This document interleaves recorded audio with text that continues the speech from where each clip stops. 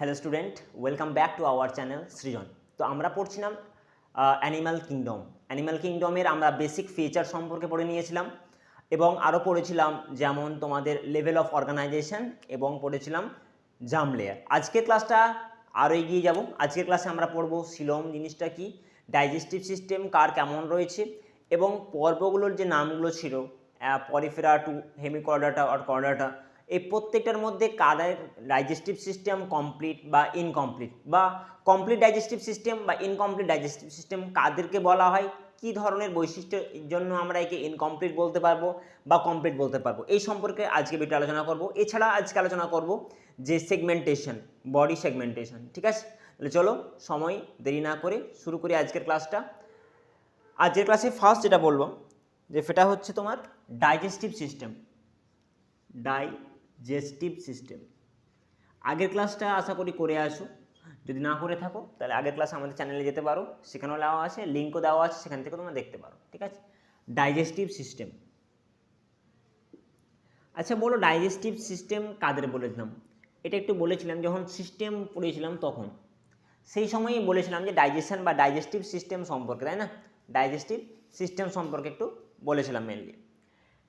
এবার digestive system জিনিসটা আসলে কি? ডাইজেস্টিভ সিস্টেম কথাটার অর্থ হচ্ছে যেখানে আমাদের খাবারের ডাইজেস্ট হয়, খাবারের যেখানে ভাঙে এক কথায়। ঠিক আছে, তো আমাদের যেমন ডাইজেস্টিভ সিস্টেমে সাহায্য করে, মানুষের ক্ষেত্রে তোমরা পড়েছো পাকস্থলী সাহায্য করে, অগ্নাশয় সাহায্য করে, যকৃৎ সাহায্য করে, ক্ষুদ্রান্ত বৃহদান্ত সাহায্য করে, টোটাল পরিপাকে, একে বলা হয় পৌষ্টিকতন্ত্র। তো একই রকমভাবে ডাইজেস্টিভ সিস্টেম আমরা পড়বো অ্যানিম্যালের ক্ষেত্রে। অ্যানিম্যালের ক্ষেত্রে ডাইজেস্টিভ সিস্টেম, অ্যানিম্যালের ক্ষেত্রে ডাইজেস্টিভ সিস্টেম কত প্রকারের হতে পারে যদি ফার্স্ট আমি বলি তোমাদের। তো অ্যানিম্যালের ক্ষেত্রে ডাইজেস্টিভ সিস্টেমস দু ধরনের হতে পারে, টু টাইপস হতে পারে। ঠিক আছে, দুটো হতে পারে, দুটো টাইপস হতে পারে। কি কি? একটা বলা হয় ইনকমপ্লিট। কি বললাম? Incomplete, incomplete digestive system, incomplete digestive system, একে ডিএস ছাড়াই আমি চিহ্নিত করলাম। আর একটা হচ্ছে complete digestive system, complete digestive system.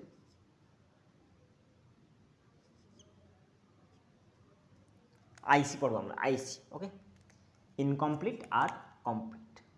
চলো, যত সুন্দরভাবে নোট ডাউন করবে না ততটাই তোমার পড়া তাড়াতাড়ি মুখস্থ হয়ে যাবে। কমপ্লিট এবং ইনকমপ্লিট। সো কমপ্লিট এবং ইনকমপ্লিট বলতে কি বুঝবো আমরা, ভালো করে দেখো।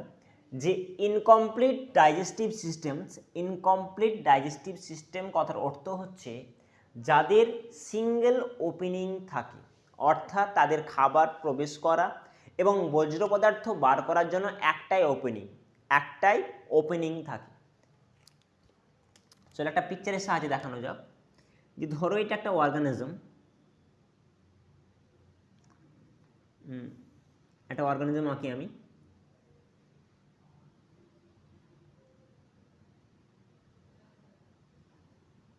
এটা একটা অর্গানিজম। ঠিক আছে, নাম বলতে পারবা কি অর্গানিজম? এই অর্গানিজমের নাম বলতে পারবা কেউ যে এটা কি ধরনের অর্গানিজম? চলো কমেন্টে জানাও, কমেন্টে জানাও কি ধরনের অর্গানিজম। এটা হচ্ছে এক ধরনের সিলেন্ট্রেটা। কি বললাম? সিলেন্ট্রেটা বা নিডারিয়া পর্বের প্রাণী, নিডারিয়া পর্বের প্রাণী। এর নাম হচ্ছে হাইড্রা, এর নাম হচ্ছে হাইড্রা, হাইড্রা। তো হাইড্রা হচ্ছে নিডারিয়া বা সিলেন্ট্রেটা পর্বের প্রাণী। দেখেছো, এর ওপেনিং একটাই, এর ছিদ্র কিন্তু আর কোথাও নেই, কেবলমাত্র একটাই ছিদ্র, অর্থাৎ এই ছিদ্রের সাহায্যে ও খাবার ইনটেক করবে এবং ডাইজেস্ট হওয়ার পর যে বজ্র পদার্থটা তৈরি হবে সেটা তারা এই ছিদ্র দিয়েই বার করবে। অর্থাৎ বলতে পারো ইনকমপ্লিট ডাইজেস্টিভ সিস্টেম কাদের বলবো? যে যাদের ক্ষেত্রে সিঙ্গেল ওপেনিং রয়েছে, সিঙ্গেল ওপেনিং, সিঙ্গেল ওপেনিং রয়েছে, একটাই ছিদ্র। এর অর্থ হলো যে এদের মুখ এবং পায়ু ছিদ্র একটাই। এর অর্থ হলো এদের মুখ এবং পায়ু ছিদ্র অ্যানাস কি একটাই, সিঙ্গেল, একটাই, যেদিক দিয়ে খায় সেদিক দিয়েই বার করে আলটিমেটলি। ঠিক আছে, তো মাউথ এবং অ্যানাস এদের সিঙ্গেল, তাই এদের ডাইজেস্টিভ সিস্টেমকে আমি নাম দিচ্ছি ইনকমপ্লিট ডাইজেস্টিভ সিস্টেম। এর এক্সাম্পল বলতে পারো যে কোন কোন ফাইলাম এর মধ্যে দেখা যায়, তো এক্সাম্পল স্বরূপ তুমি লিখতে পারো এখানে টিনোফোরা টু প্ল্যাটিহেলমিনথিস, টিনোফোরা টু প্ল্যাটিহেলমিনথিস। তো নিডারিয়া, টিনোফোরা আর প্ল্যাটিহেলমিনথিস। তো চলো ফাইলাম নিডারিয়া, ফাইলাম টিনোফোরা এবং ফাইলাম প্ল্যাটিহেলমিনথিস,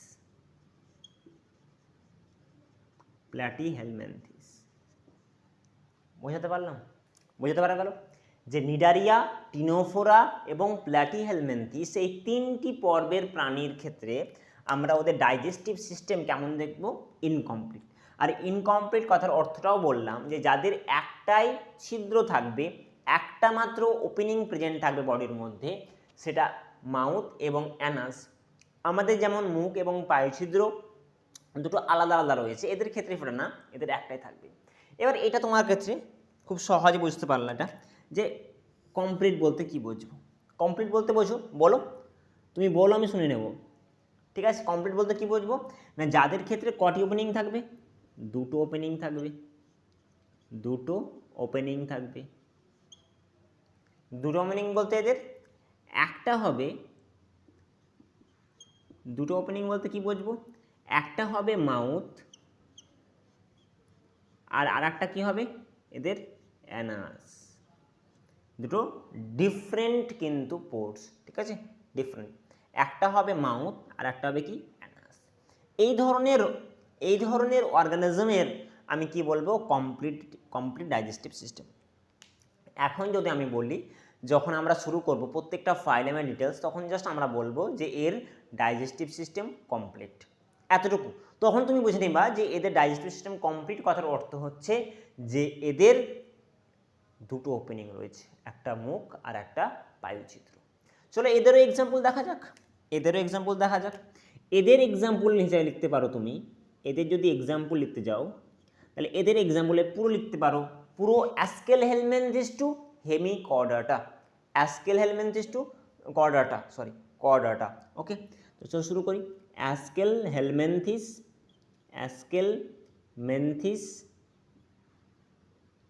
আপ টু কর্ডাটা, ঠিক আছে।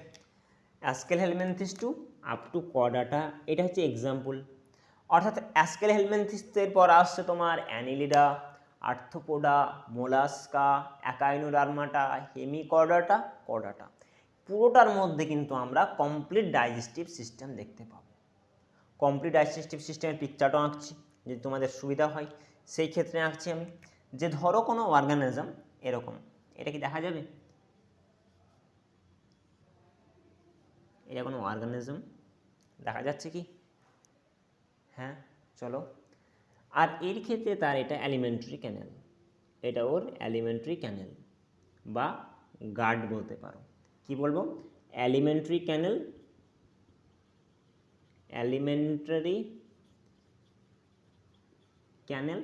বা বলতে পারো গার্ড।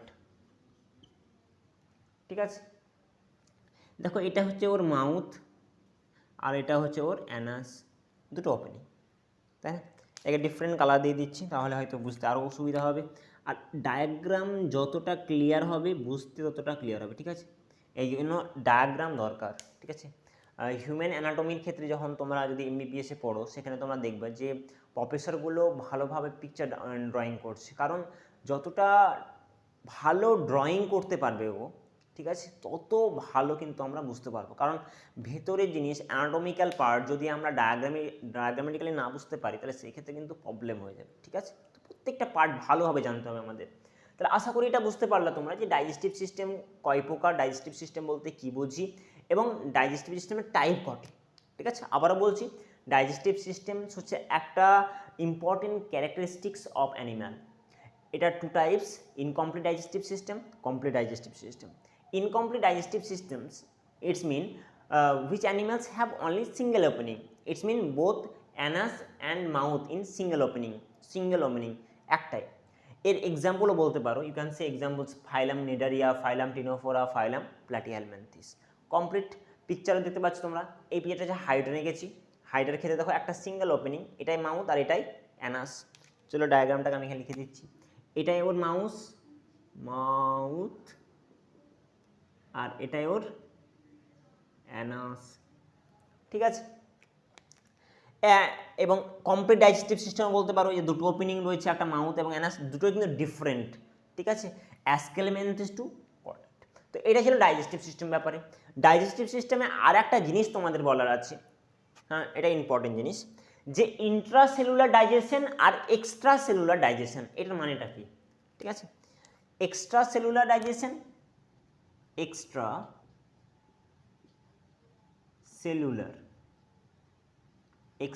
সেলুলার ডাইজেশন মিনস কি? ঠিক আছে, এক্সট্রা সেলুলার ডাইজেশন মানেটা আসলে কি? আর একটা মিনিং হচ্ছে ইন্ট্রাসেলুলার ডাইজেশন। কি? ইন্ট্রাসেলুলার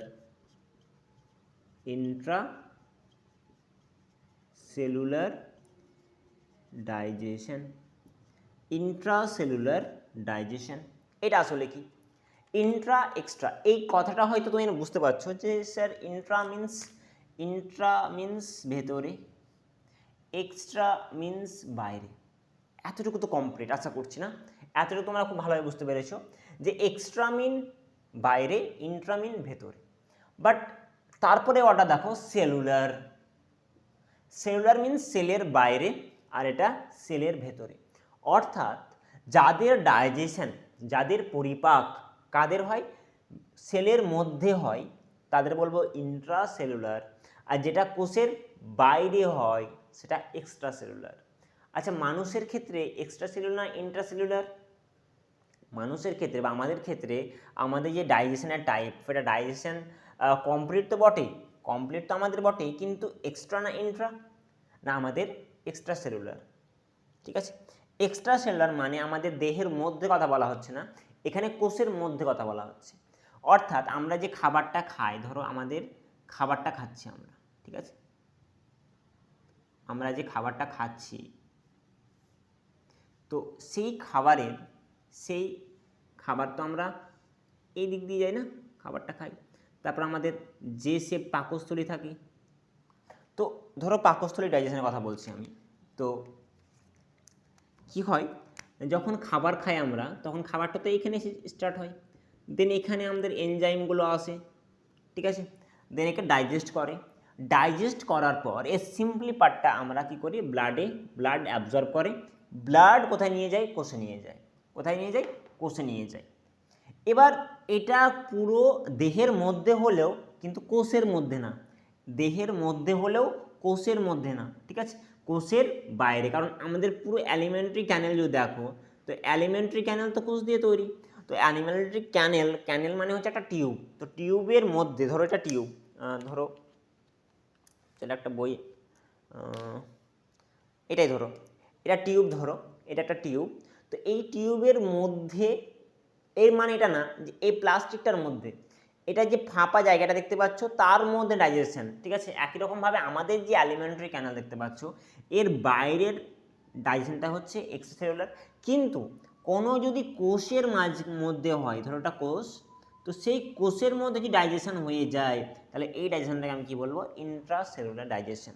তো ইন্ট্রাসেলুলার ডাইজেশনের ক্ষেত্রে কারা দেখায় বা কারা শো করে, তো এটা বলতে পারো কেবলমাত্র একটাই ফাইলাম শো করে, অনলি ওয়ান ফাইলাম শো করে, তার নাম কি হচ্ছে পরিফেরা, তার নাম হচ্ছে পরিফেরা।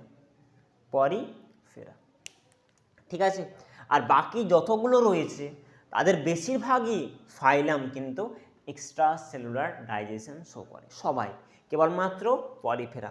আর পরিফেরাও বলেছিলাম যে এদের যে লেভেল অফ অর্গানাইজেশন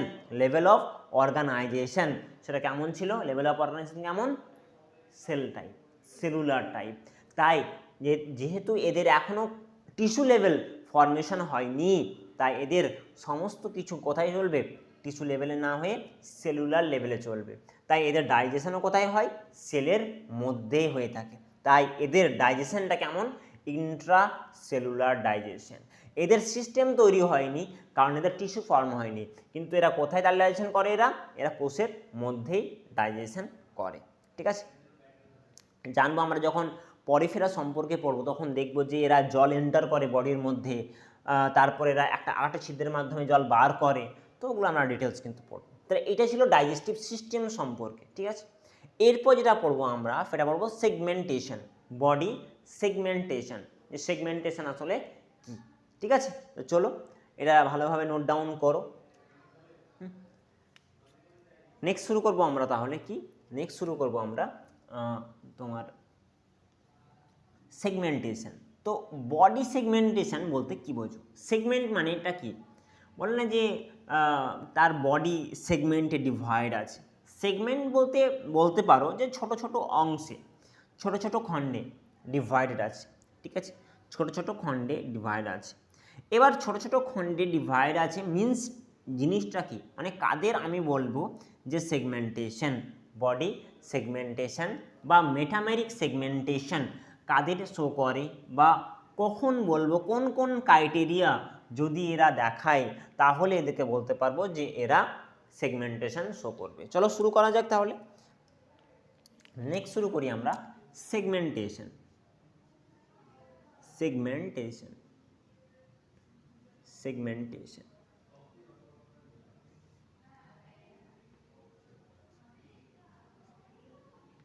সেগমেন্টেশন মিন কি, সেগমেন্ট মানে পার্ট, ইটস মিন ছোট ছোট পার্ট। ধরো এটার দুটো সেগমেন্ট না, দুটো সেগমেন্ট, তো এই এক একটাকে বলবো সেগমেন্ট বা পার্ট, অর্থাৎ সেগমেন্টেশন মিনস বলতে পারো পার্ট, সেগমেন্টেশন মিনস বলতে পারো সেগমেন্টস মিন একটা স্মল পার্ট, স্মল পার্ট। অর্থাৎ কোনো অর্গানিজম বা কোনো প্রাণী যদি ছোট ছোট সেগমেন্ট দিয়ে তৈরি হয়, এটা একটা সেগমেন্ট, এটা একটা সেগমেন্ট, এটা একটা সেগমেন্ট, এটা একটা সেগমেন্ট, ঠিক আছে।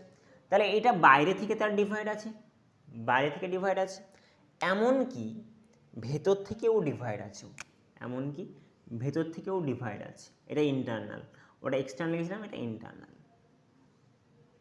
তাহলে বাইরে থেকেও ডিভাইড আছে বডি, ভেতর থেকেও ডিভাইড আছে, এমনকি এদের অর্গান, এদের অর্গানও কি হয়, রিপিট হয়, রিপিটস মিন কি বলতে পারো, রিপিটস মিন বলতে পারো যে এদের যে অর্গানগুলো, অঙ্গগুলো, সেটা যদি এখানে একটা অর্গান থাকে, ধরো স্টার মারলাম, তো সেম অর্গান কিন্তু এখানেও থাকবে, এখানেও থাকবে, এখানেও থাকবে। অর্থাৎ এদের অর্গান কি হয়, রিপিট হয়। তাহলে চলো শুরু করা যাক। যে সেগমেন্টেশন এর যে ক্যারেক্টারিস্টিক্স বা ফিচার কি না, ওই অর্গানিজম, যদি আমি বলি this organism can show segmentations, it's means this organism show external এবং ইন্টারনাল দুটোতে কী হতে হবে, সেগমেন্ট হতে হবে বডিকে, অ্যান্ড অর্গান রিপিট হতে হবে। তার তিনটে বৈশিষ্ট্য। ফার্স্ট ক্রাইটেরিয়া হচ্ছে যে ওদের বডি কিন্তু এক্সট্রা, বাইরে থেকে এক্সট্রা, এবং বা এক্সটার্নালি বলতে পারো, এক্সটার্নালি এবং ইন্টারনালি কেমন, ডিভাইডেড। এক্সটার্নালি এবং ইন্টারনালি ডিভাইডেড হবে। 2 নম্বর ক্রাইটেরিয়া, অর্গান কি করবে, রিপিট করবে, অর্গান কি করবে, রিপিট করবে, অর্গান কি করবে, রিপিট করবে, ঠিক আছে। তাহলে এইগুলোকে আমি বলবো সেগমেন্টেশন। যদি দুটোই শো করে, কোনো অর্গানিজম যদি দুটোই শো করে তাহলে ওকে আমি বলবো কমপ্লিট সেগমেন্টেশন। কি বলবো? Complete segmentation. আর কমপ্লিট সেগমেন্টেশন কারা শো করে? অ্যানিলিডা। কি লিডা? অ্যানিলিডা। ওকে, অ্যানিলিডা কিন্তু কমপ্লিট সেগমেন্টেশন শো করে। দেখা যাচ্ছে তোমাদের? চলো, কমপ্লিট সেগমেন্টেশন অ্যানিলিডা শো করে। ঠিক আছে, অ্যানিলিডা পর্বে যদি প্রাণী বলো, অ্যানিলিডা পর্বের প্রাণী বলো একটা কেঁচো, আর্থওয়ার্ম। তোমরা কেঁচো দেখেছো? আর্থওয়ার্ম, কেঁচো। মাটি যদি খনন করো, মাটি খুঁড়লে গাছ লাগানোর সময় দেখবা যে বাগানে যখন তুমি মাটি খুঁড়ছো তখন একটা এই কেঁচোগুলো দেখতে পাবো তুমি সহজে, তাই না? কেঁচো চেনো তো না? তো হ্যাঁ, আর্থওয়ার্ম। বা বলতে পারো যে লিচ, ব্লাড সাকিং লিচ, জোঁক, তারপর কেন্ন, এগুলো দেখেছো না? ওদের বডিকে যদি ভালোভাবে লক্ষ্য করো, ঠিক আছে, এরকমভাবে যদি লক্ষ্য করো নাও পারো, যদি ভয় লাগে তোমার, তুমি বাড়িতে ক্রোম আছে, ক্রোমে গিয়ে সার্চ করো যে আর্থওয়ার্ম, দেন বডিটা দেখো, বডিটা দেখো, পুরো বডিটা কিন্তু সেগমেন্টেশন, পুরো বডি কিন্তু সেগমেন্টেশন, বাইরে থেকে এবং ভিতর থেকে দুটোই। ঠিক আছে, তো কমপ্লিট সেগমেন্টেশন দেখাবে। ইনকমপ্লিট সেগমেন্টেশনস মিনস ইনকমপ্লিট সেগমেন্টেশন দেখায় অনেকে, যেমন যেমন যেমন কি হবে? আর্থ্রোপোডা, মোলাস্কা, হ্যাঁ, এরাও কিন্তু শো করবে। আর্থ্রোপোডা, মোলাস্কাও কিন্তু ইনকমপ্লিট সেগমেন্টেশন শো করবে। তাহলে বোঝা গেল?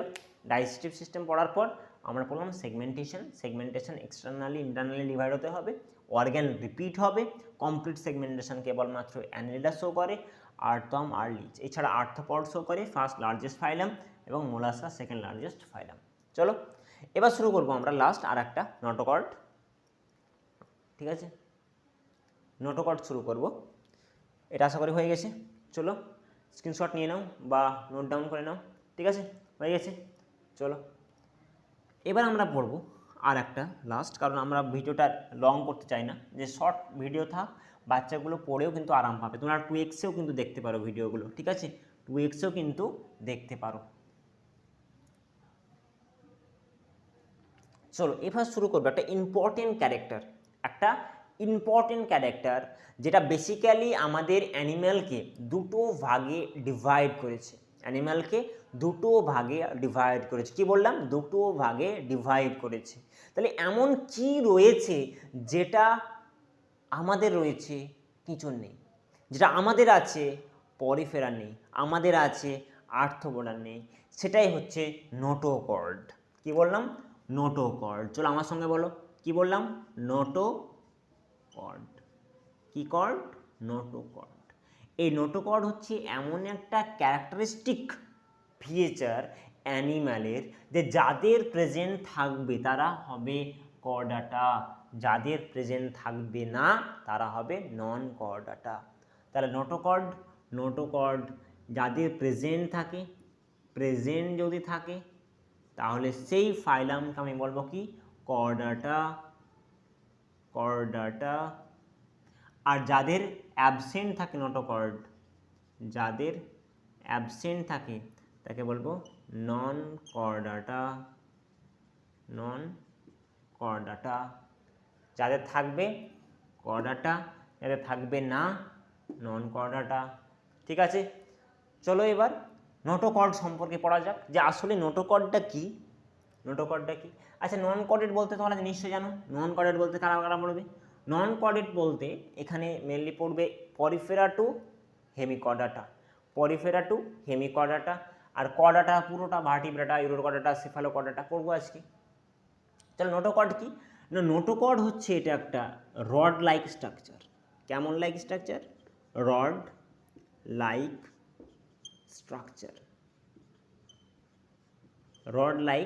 স্ট্রাকচার।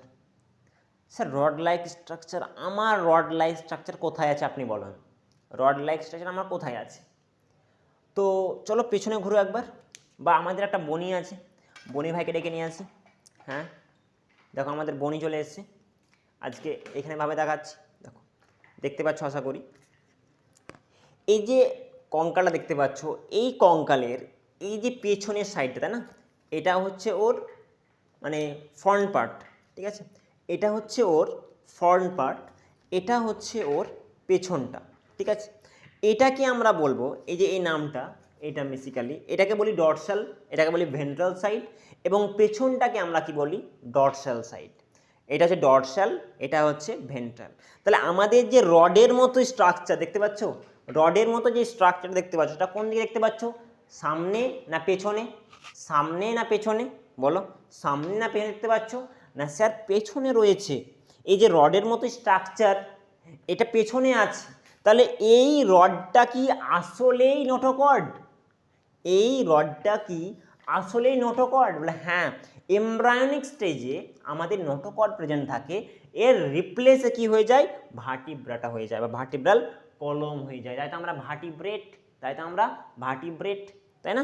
তো এটাও হচ্ছে একটা নোটোকর্ড, বাট এটা একসময় আমাদের কি ছিল, নোটোকর্ড ছিল, বাট এখন কিসে চেঞ্জ হয়ে গেছে ও, এখন কিসে চেঞ্জ হয়ে গেছে ও, এখন চেঞ্জ হয়ে গেছে ও, সরি, এখন হয়ে গেছে মেনলি তোমার ভার্টিব্রাল কলমে। চলো দেখা যাক। তাহলে রড লাইক স্ট্রাকচার দেখতে পেলাম, তাহলে এটা কোথায় প্রেজেন্ট আছে, রড লাইক স্ট্রাকচারটা কোথায় প্রেজেন্ট আছে, না এটা স্যার ডর্সাল সাইডে আছে। ডর্সাল মানে কি বললাম, পেছনে, ডর্সাল মানে কি বললাম, পেছনে, তাহলে এটা ডর্সাল সাইডে আছে, তাই না। আর একটা কথা, যে ডর্সাল সাইডে আর একটা জিনিস আছে আমাদের, সেটা হচ্ছে নার্ভ কর্ড, সেটাও আছে কিন্তু নার্ভ কর্ড, তো সেটা বলছি না। রড লাইক স্ট্রাকচার ডর্সাল, আর আচ্ছা, আর এই যে রড লাইক স্ট্রাকচার পেছনে আছে আমাদের, এই কঙ্কালটা যেটা দেখালেন এখনই, তো সেটা কি ফ্লেক্সিবল, সেটা কি ফ্লেক্সিবল না ফ্লেক্সিবল না, মানে এই যে আমি এটা করতে পারছি, এই যে আমি হাঁটতে পারছি, এরকমভাবে ডান্স করছি আমি, তাই নিশ্চয়ই এই পিছনটা আমাদের কেমন হবে, নিশ্চয়ই এটা ফ্লেক্সিবল। তাহলে এটা যদি নোটোকর্ডই হয় আমাদের রিপ্লেস, তাহলে এটাও কেমন হবে, ফ্লেক্সিবল। তাহলে এটা কেমন হবে, ফ্লেক্সিবল, ঠিক আছে, ফ্লেক্সিবল। যদি ফ্লেক্সিবল না হয়ে রিজিড হয়ে যেত, তাহলে মুশকিল হয়ে যেত, তাই না, আমরা এইভাবে দেখে যেতাম, খাবো এভাবে, যাবো এভাবে, তাই না, এভাবে হয়ে যেত সব, তাই না। কিন্তু ফ্লেক্সিবল কারণে আমরা ফ্লেক্সিবিলিটি দেখাচ্ছি, আমরা নিচে যেতে পারছি, বা ওপর থেকে কোনো খাবারকে নিয়ে পারতে পারছি, আমরা ঘুরতে পারছি। কিন্তু যে রিড হয়ে যেত, শক্ত হয়ে যেত বা স্ট্রেট হয়ে যেত, তাহলে এভাবে থাকতাম, আমরা খাবো যাবো এভাবে রবটের মতো কাজ করতাম, তাই না। ফ্লেক্সিবিলিটি শো করে এটা। তাহলে নোটোকর্ড যাদের প্রেজেন্ট থাকবে তাদের বলবো কর্ডাটা, যাদের থাকবে না তারপর নন কর্ডাটা। এটা রডলের মতো স্ট্রাকচার, ডর্সাল সাইডে থাকবে, ফ্লেক্সিবল থাকবে। এবার কথা, যে এই নোটোকর্ড, এই যে নোটোকর্ড দেখছো, যে নোটোকর্ডটা আমাদের কোন জার্ম লেয়ার থেকে তৈরি হয়, তো এটা মনে রাখবা, এটা মনে রাখবা যে এটা আমাদের কোথায় আছে, এভাবে মনে রাখবা যে এটা আমাদের প্রথমে চামড়া আছে, চামড়ার নিচে আছে, চামড়ার নিচে আছে। তাহলে চামড়াটা স্যার বলেছিলাম আমি কি বলেছিলাম, একটোডার্ম, আর এটা কি হবে, মেসোডার্ম, মিডিলে আছে, তাহলে derive from mesodermal layer, mesodermal layer, okay, complete, mesodermal layer. তাহলে এটাই নোটোকর্ড। তাহলে নোটোকর্ড কেমন, নোটোকর্ড রডের মতো দেখতে, ডর্সালে থাকে, ফ্লেক্সিবল, আর তৈরি হয়েছে মেসোডার্ম থেকে, ঠিক আছে। তাহলে আজকের ভিডিওটা এই পর্যন্ত, আশা করি ভালো আছে। তো পরের দিন আবার বনিকে নিয়ে আসবো সঙ্গে, আমার বন্ধু বনি থাকবে। আর তারপরে একটা পড়বো খুবই ইম্পর্টেন্ট পার্ট, সেটা হচ্ছে সিলোম। সিলোম অনেকেই বুঝতে পারে না যে স্যার সিলোম মানেটা কী, আসলে সিলোম জিনিসটা কী, বা বডি ক্যাভিটি বলতে স্যার কী বোঝাচ্ছে, বডি ক্যাভিটি বলতে স্যার হাঁ করলে যে ফাঁকা জায়গাটা, সেটা কি বডি ক্যাভিটি, না স্যার পেটের মধ্যে অনেক খালি জায়গা আছে, এটা বডি ক্যাভিটি। তো নেক্সট ক্লাসে আমরা বডি ক্যাভিটি সম্পর্কে জানবো, বডি লেভেল সম্পর্কে জানবো, এবং সার্কুলেশন সম্পর্কে জেনে আমরা শুরু করব নতুন করে ফাইলাম পরিফেরা, তার ডিটেলস কিন্তু আমরা আলোচনা করব। তাহলে আজকের ভিডিওটা এই পর্যন্তই, দেখা হচ্ছে পরের ভিডিওতে। ততক্ষণ তোমরা খুব ভালোভাবে পড়াশোনা করো, আর যদি আমাদের চ্যানেলে প্রথমবার তুমি ভিজিট করো তাহলে অবশ্যই সাবস্ক্রাইব করো, ভালো লাগলে তুমি একটা লাইক আর কমেন্ট অবশ্যই করো, ঠিক আছে। আজকের জন্য এখানে টাটা।